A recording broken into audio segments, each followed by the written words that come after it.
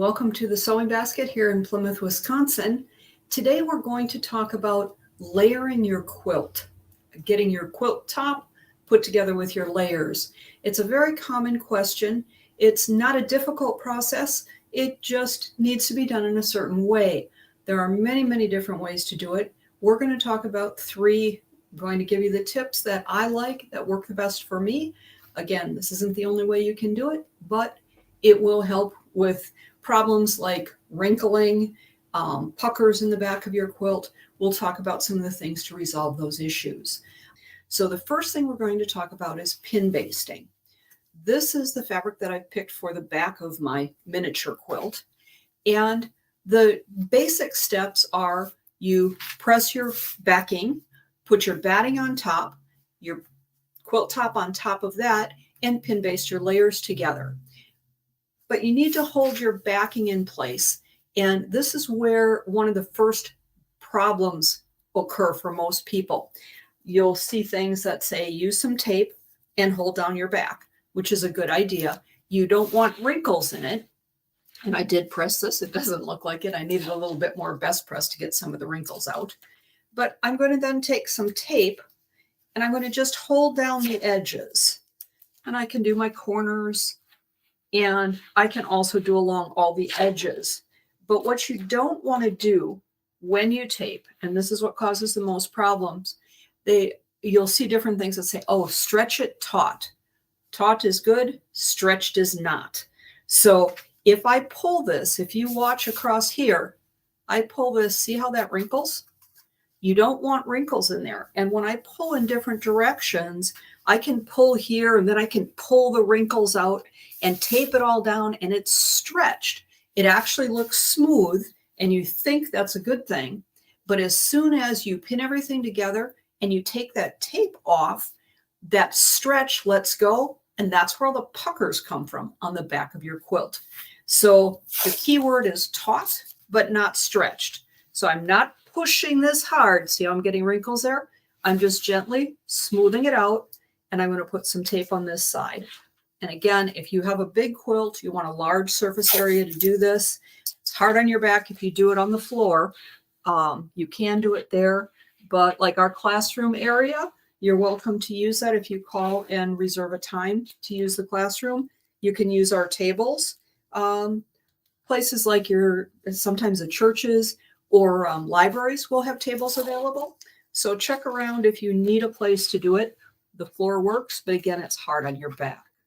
So I've got one last piece of tape here. And on a big quilt, you're going to tape all the way around. See how I've got just a little bit of movement here, but it's smooth. Big quilt, you're going to tape all the way around. So it takes a bit of tape. I don't like to use masking tape. Masking tape is stickier, so it holds a little bit better, but it also sticks to the fabric. And a lot of times, especially if you've got an older roll of masking tape, it's been around a while, the sticky from the tape leaves glue residue on your fabric. So I prefer to use painter's tape, and you can use any width that you want. This happens to be 1 inch, works fine. Wider works okay too. So first, back down. Then I'm going to take whatever batting I choose. I'm not going to talk too much about batting today. We did an entire series on batting tips. Cheryl did that. It is on our Daily Dose page, on our YouTube channel, all the different options for batting. The only thing I'm going to worry about today is my batting, how far I can quilt apart. The wrapper of your batting will always tell you quilt up to 6, 8, 10 inches apart. I should say the wrapper of a good quality batting will tell you that. If you don't know what your batting is, you don't want to quilt more than 4 inches apart, or that batting can start to wad up and pucker inside your quilt. So be sure you use a good quality batting and pay attention to how close you need to do your stitching. So I take my piece of batting, my backing is always biggest, and then I take my piece of batting, and again, I'm smoothing this, but I'm not pushing and stretching. I don't want to get those puckers in there. So this is taped down. This is just smooth. Again, not stretched. And then I'm going to take the top, my quilt top, goes face up. And my quilt top, you'll notice, is a little bit smaller than my batting. I always want a little bit more room. On a big quilt, I want at least a couple of inches. Here I wanted to be sure I'd get on the camera, so I only left myself about a half an inch because we're just demoing. But on a big quilt, you want your batting bigger, your backing bigger, your batting at least a couple inches bigger all the way around. And again, I'm smoothing, but I'm not stretching and pushing. And I'm going to use safety pins for pin basting. Couple things about safety pins. Every now and then we'll have somebody come in the store to get safety pins and they'll say, but they're bent. They're bent for a reason. They are quilting pins. They are made to layer your quilt. When they're bent, you can push them in and back up. If you have a straight pin, hard to see there, I go through and it's hard to get it back up. So don't use straight pins. You want to use the curved basting pins. There are different sizes. You'll find whatever you like best as you try different sizes. These I think are the 1.25 inches. These go down. I push through all my layers and it'll pop right back up for me. Hopefully you can see that. When you go through, you're going to go through and it'll come right back up. And then I'm going to close that pin. I'm going to close that pin, I say. Sometimes it's twisting a little bit on me. I've got a soft surface underneath here.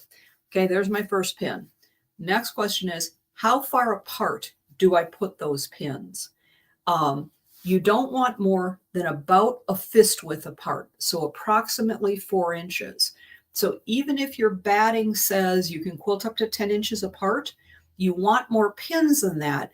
You want it all held in place so that when you are quilting, you've got room, you've got your top held into place so it's not shifting when you're stitching.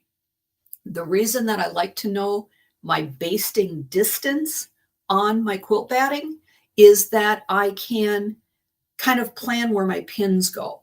Obviously here I've got just a solid piece of fabric, but if this were say a 9 patch and I was going to quilt diagonally through the 9 patch, when I place my pins, I don't want it dead center and in the corners because that's right where I'm going to be quilting. So I try to plan placing my pins, say that 3 times fast, so that my pins are not where I'm going to stitch. So if I have that 9 patch, I'm not going to put it in the center.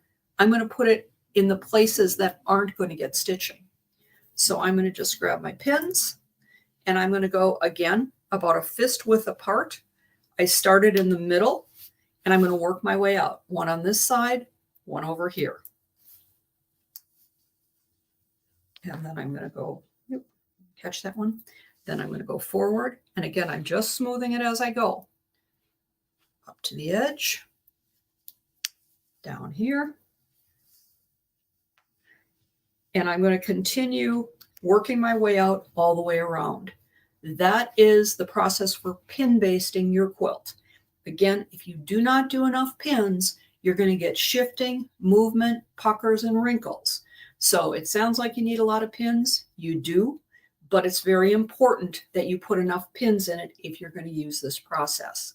The other thing about pins, these are quilters basting pins. They are bent. They're stainless steel, which means they won't rust if you leave them in your project for a long time and your sewing room happens to be damp. If they're not stainless steel, they can rust and leave rust spots on your fabric. And the other thing is, if you buy inexpensive pins, they are, when they're made, they don't come to a point. It's just a wire that they snip off. And so the ends are very, very blunt. You go to push it through your fabric and it'll snag your fabric. So you can say, oh yeah, these pins are $4 or these pins are $8 for however many you get. You're going to, if you're a pin baster, you're going to use those pins over and over and over again for years. So invest in good quality pins that are stainless steel, have a sharp point, and are the size that you like to use. So that is the pin basting process. When you're done, you're going to just peel the tape off. I'm not going to take the time to do that. I'm going to just pull the whole thing up. And then I'm ready to quilt. We're not talking about quilting today. We're just talking about prep. But my back is nice and smooth. You can see as I stitch through here, it's not getting any big puckers in it because I had that nice and smooth, but it wasn't stretched. So that is the process for pin basting.